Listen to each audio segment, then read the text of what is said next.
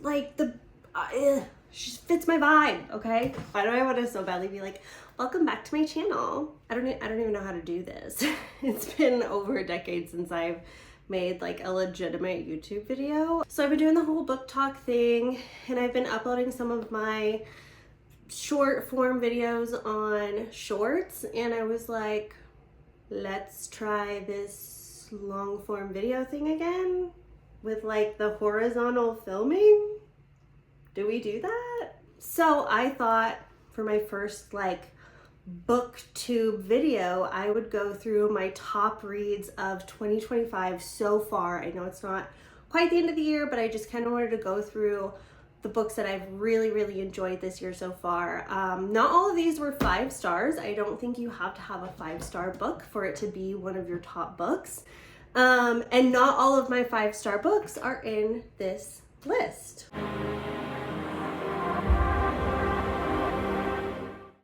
The very first book on the top of that list is Onyx Storm for me. I am a Fourth Wing girly through and through. This series is what got me back into reading, into fantasy, romantasy. It might have been my first romantasy actually, but absolutely love the series. I know Onyx Storm had a lot of mixed reviews when it comes to Fourth Wing fans or just romantasy fans. I feel like a lot of people, it was like 50-50. You either really enjoyed Onyx Storm or you really didn't. For me, I absolutely loved it. This was a lot of world building. I love world building, especially in a fantasy. I feel like it is so important because you're quite literally in a new world, and we are, spoilers ahead, but not too many spoilers, okay? We're starting to explore more than just the continent.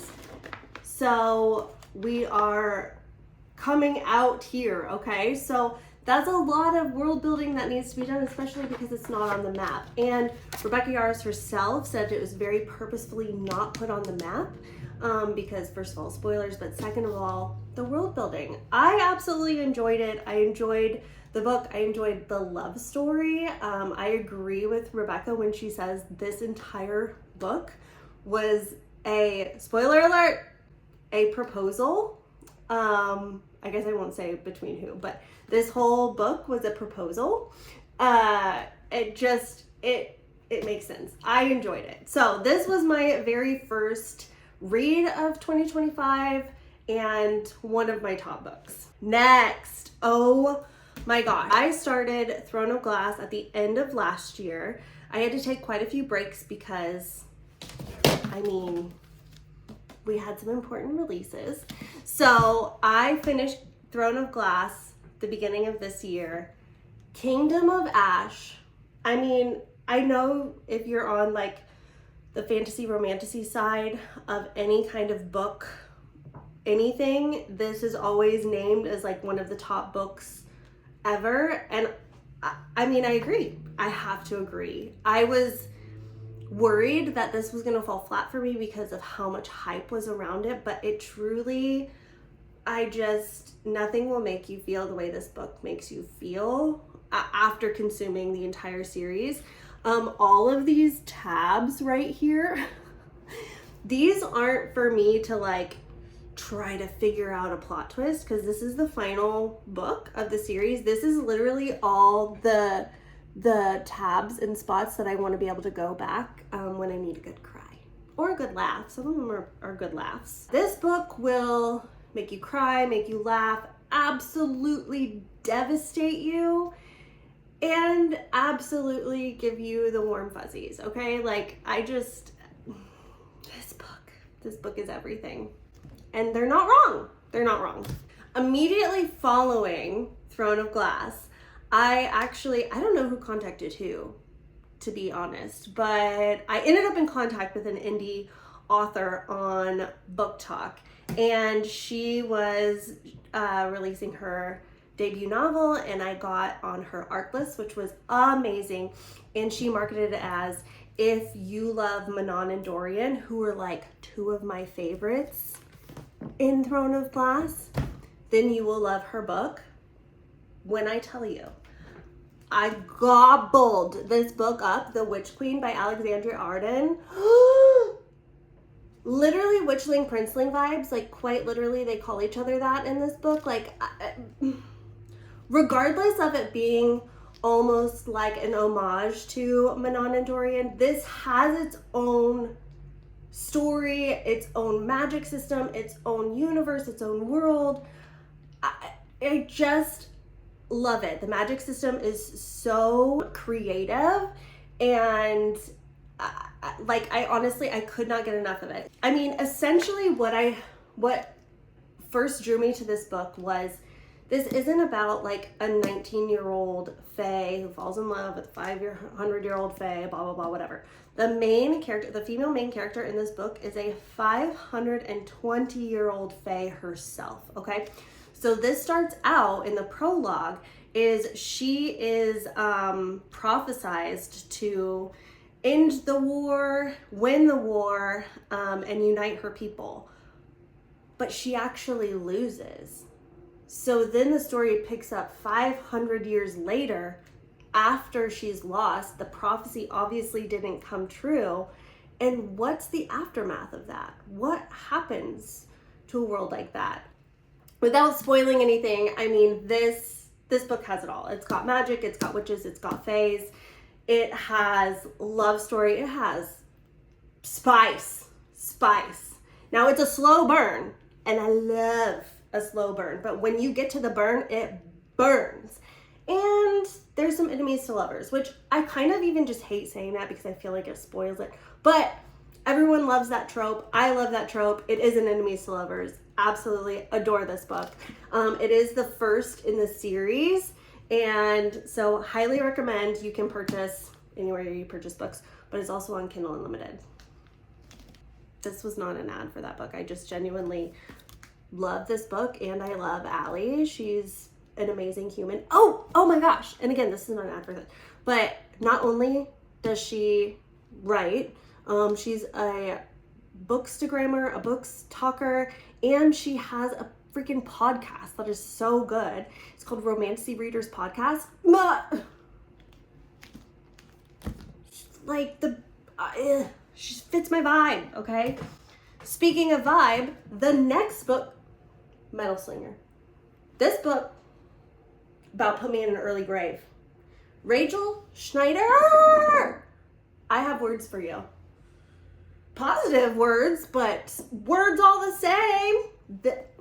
If you're like me and you saw this everywhere, everyone's like, the plot twist of this, you will never get the plot twist, which I took as a challenge because I am like a little detective. I can figure out almost any plot twist in a book, a show, a movie. I've ruined so many shows and movies for me and my husband. Sorry, babe. This one, I never in a million years would have saw it coming. The way my jaw was on the floor, and I stared at a wall for about an hour after I finished this because I was like, huh? Yeah. Thank God there was like a little sneak preview to Lightwielder, the second book that's coming out next year, at the end of the Kindle Unlimited version. So this one that I am holding in my hand is actually her indie published book, which, oh my God, so funny. I was talking about it with one of my friends. She thought she had a, is it called counterfeit or pirated when it's a book? I don't know, a counterfeit book, because look at like, I mean, it does look goofy with like this big margin, and basically it's just like, it's so like basic, but this was the self-published. So just so you know, if you have this one, you have gold on your shelf, okay? I do want to get the official published version as well, but so that's how long I've had this. This came out like last year sometime. It's just been sitting on my shelf, and finally I was like, I'm gonna get it. I am like such a mood reader. Yeah. So if you love a plot twist, it is fantasy.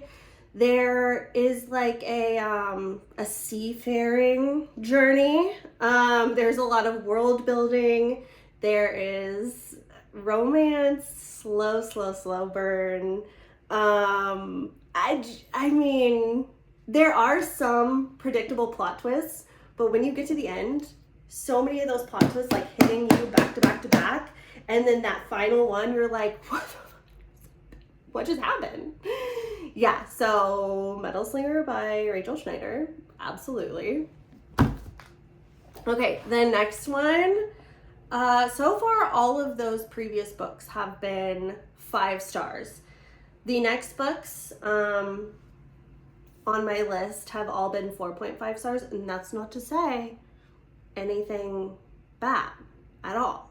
I absolutely adored these books. Sorry, I'm ignoring my eyes. I'm trying to figure out where to look, okay?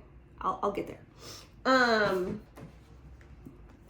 The Night and the Moth by Rachel Gillig. Now, I know that she wrote another fantasy series before this. Don't worry, we're gonna get to that. This book is Bartholomew. Hold on. Bartholomew! That story alone will shatter your soul.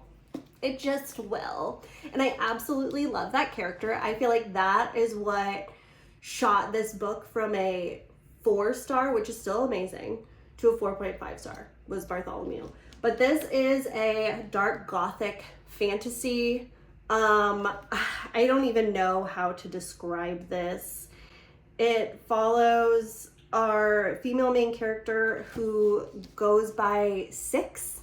It is her and her 6 divine sisters, and they are essentially drowned by the abbess, and they can give these oracle readings to those who come to this church to hear their future or their oracle reading. And that's how they go about it. They're literally drowned. They can receive this message, and then they come back to life. And then things start going strange at the cathedral. 1 through 5 start disappearing, and 6 is wondering where the heck they're going. Okay, so Sybil, or 6, and Rory, he's literally a knight. She is a diviner. This book is stunning. The writing is so poetic. I cannot even describe what an amazing writer Rachel Gillig is, because not only is the story and the fantasy part just out of this world, but her writing, people don't write like this anymore. Like, I love that I live in a time that Rachel Gillig exists, because her writing is beautiful. Also, this is the special edition from Target, and it's got pink, which I love. So that's why mine is pink, but the other ones are like blue, I think. Okay.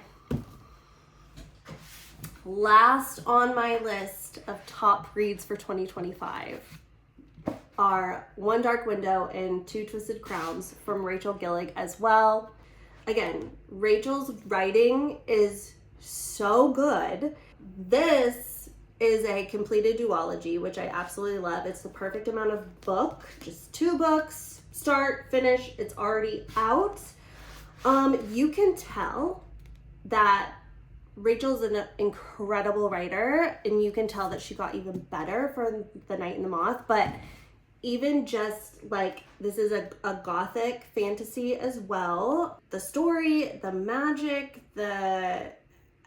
everything is just so out of this world and so creative. Like, I would love to get in her brain sometime and just be like, how do you come up with this? We follow our female main character Elspeth, who lives in this world of magic, and actually, if you have received magic naturally, it is considered a curse. You were infected with magic and cursed, and the current king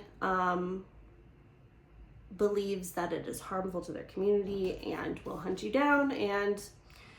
But Elspeth had gotten the curse when she was younger, and her family kept it a secret and hid it from those, and she has survived this long. Now, there is also magic in this land by way of Providence cards. So there's these 12 cards that if you come in possession with one of them, you can wield its magic. You tap the card 3 times, and they each have their own specific type of magic, But if you use the card for too long, you will start to feel the negative effect. So with every positive effect of a card, there's a negative effect. So for example, the Maiden card, right?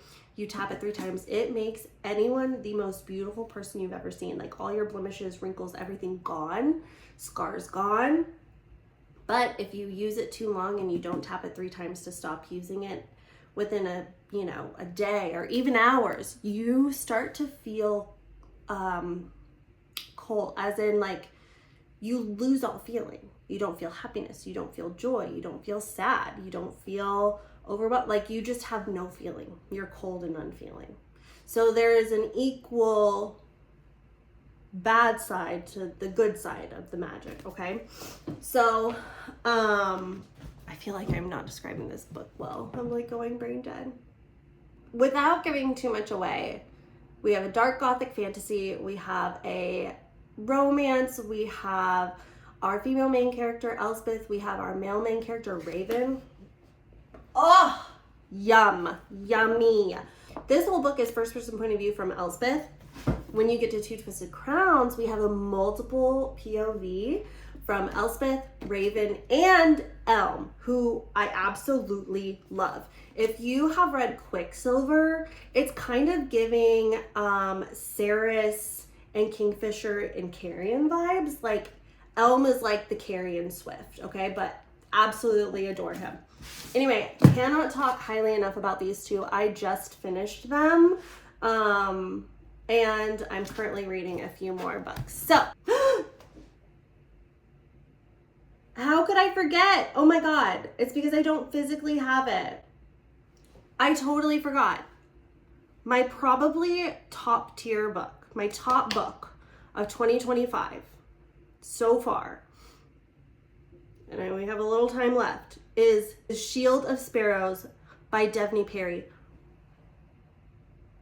That book, this is her first fantasy book, I'm pretty sure, which is like absolutely insane with how good she did.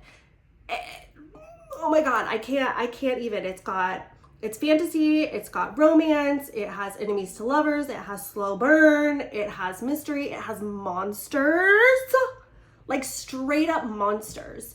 It has a quest, it has these things that are these beings, I guess, called Vosters, that are essentially like these priests.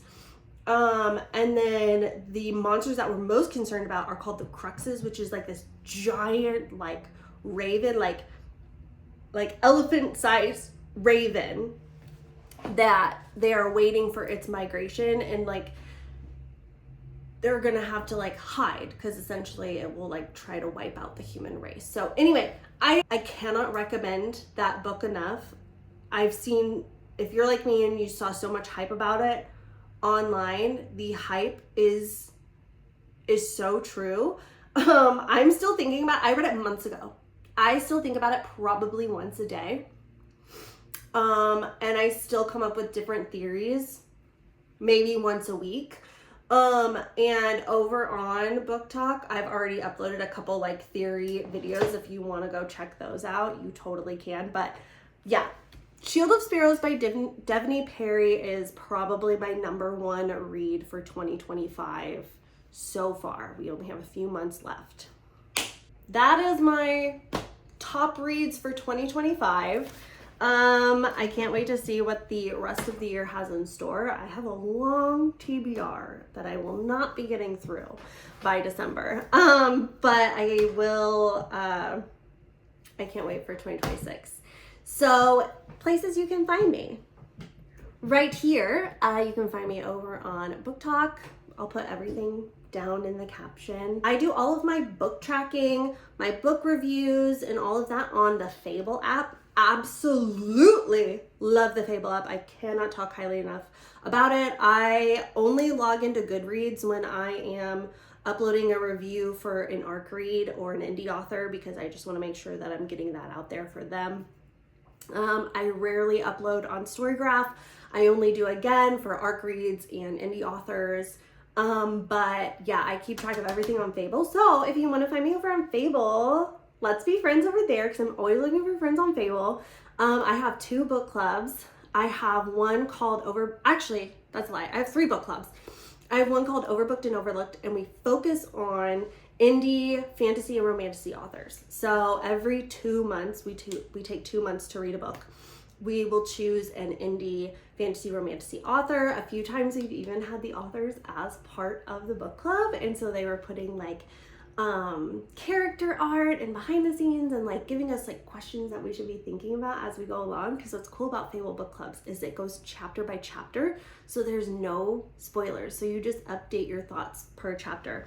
So one of the really successful book clubs that we had was actually for The Witch Queen, and we started during the ARC read. So we started a month with all ARC readers, and then we had the release date, and then we had another month passed, and oh my god, it was so much fun, and Allie was part of the group, and it was just such a great time. Anyway, sorry I went on like a rant about Fable there, but I absolutely love Fable over there. So I have Overbooked and Overlooked.